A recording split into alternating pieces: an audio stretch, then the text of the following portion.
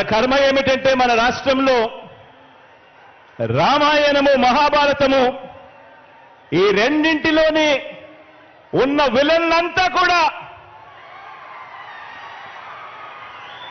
ఓ చంద్రబాబు నాయుడు గారి రూపేనా, ఓ ఈనాడు రూపేనా, ఓ ఆంధ్రజ్యోతి రూపేనా, ఓ టీవీ5 రూపేనా, ఓ దత్తపుత్రుడి రూపేనా, ఇతర పార్టీల్లో ఉన్న చంద్రబాబు నాయుడు గారి కోవొట్టులు, ఇంతమంది తోడేళ్లందరూ కూడా ఏకమై మీ జగన్ చుట్టూ బాణాలు పట్టుకొని రెడీగా ఉన్నారు. ఈరోజు ఆంధ్ర రాష్ట్రంలో చూస్తా ఉన్న పరిస్థితులు గమనిస్తే, కానీ ఈ సీను వారి వైపు నుంచి చూస్తే ఈ సీను ఎలా కనిపిస్తుంది అంటే జగన్ ఒంటరివాడిలా కనిపిస్తాడు.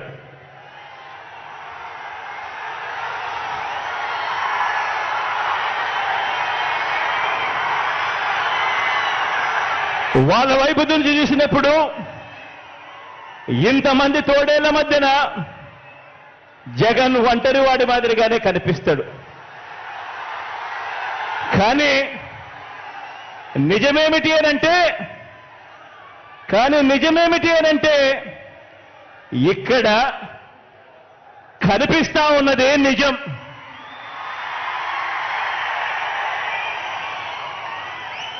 ఇది అసలు సీను. ఇన్ని లక్షల హృదయాలలో, ఇన్ని కోట్ల మంది హృదయాలలో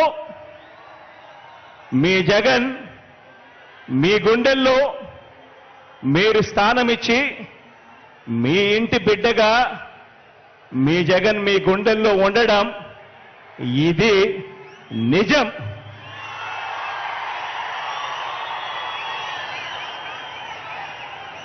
జగన్ ఏనాడు ఒంటరి కాదు.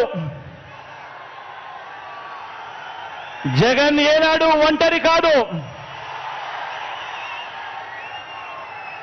వారికి ఉన్న సైన్యం, వారి పొత్తులైతే, వారికున్న సైన్యం, వారికున్న పొత్తులైతే, వారి ఎల్లో పత్రికలైతే, వారి ఎల్లో టీవీలైతే, నాకున్న తోడేమిటో తెలుసా? నా తోడు, నా ధైర్యం, నా బలం, పైనున్న ఆ దేవుడు, మీరంతా మీ గుండెల్లో నన్ను పెట్టుకున్న మీ బిడ్డ. ఇది నాకున్న బలం. ఇది నాయకుడి మీద ఉన్న నమ్మకం నుంచి పుట్టి వచ్చిన సైన్యం. ఒక నాయకుడిని నమ్మారు ప్రజలు అనంటే ఏ రకంగా ఉంటుంది స్పందన, ఏ రకంగా ఉంటుంది వాళ్ళ ప్రేమ అన్న దానికి ఇదే నిదర్శనం. ఇక్కడ కనిపిస్తా ఉన్న నా అక్క చెల్లెమ్మలు, నా అన్నదమ్ములు, నా అవ్వాతాతలు, నా కుటుంబ సైన్యం ఇక్కడే కనిపిస్తుంది.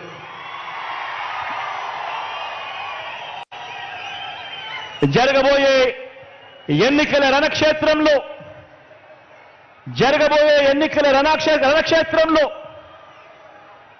కృష్ణావతారంలో కృష్ణుడి పాత్ర పోషిస్తూ మీరు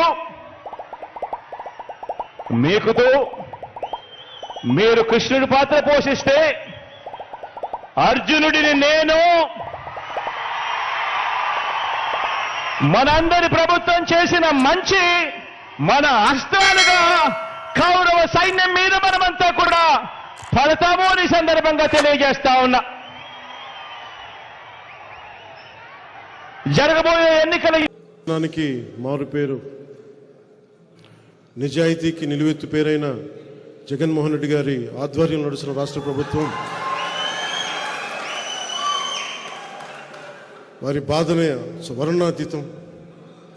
చాలా బాధపడుతూ ఉన్నారు ఆయన అందరు ఇబ్బంది పెట్టేస్తున్నట్టు, ఆయన ఒక అర్జునుడిలాగా, మేమందరం కౌరవుల్లాగా.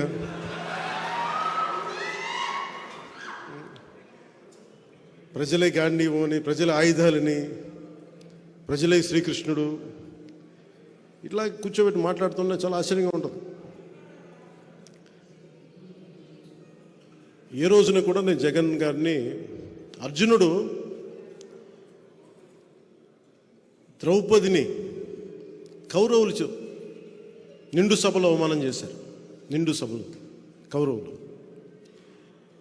అర్జునుడు తనకి ఆడపడుచులను ఎప్పుడు రక్షించాడు కానీ ఎప్పుడు తోలనాడలేదు. జగన్ అర్జునుడిగా పోల్చుకోవడం చాలా హాస్యాస్పదంగా ఉంటుంది. నాకు సొంత చెల్లెల్ని షర్మిల గారిని అత్యంత నీచంగా మాట్లాడుతూ ఉంటే ఎంకరేజ్ చేసే వ్యక్తి అతను అర్జునుడితో పోల్చుకుంటున్నాడు.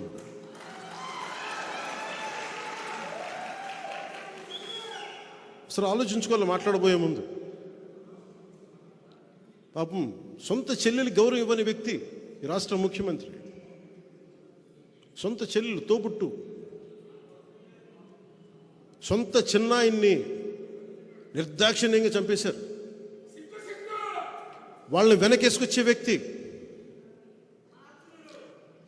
వివేకానంద రెడ్డి గారి కూతురు సునీత గారు, నాకు రక్షణ లేదు, చంపేస్తానని ఫోన్లు వస్తున్నాయని ఆవిడ చెప్తా ఉంటే ఇలాంటి వ్యక్తి అర్జునుడితో పోల్చుకుంటా ఉన్నాడు. ఎవరు కౌరవులు ఎవరు అర్జునులు ఆ స్థాయికి నేను మహాభారతం మాట్లాడలేదు. ఇది కలియుగం. ఇది కలియుగం.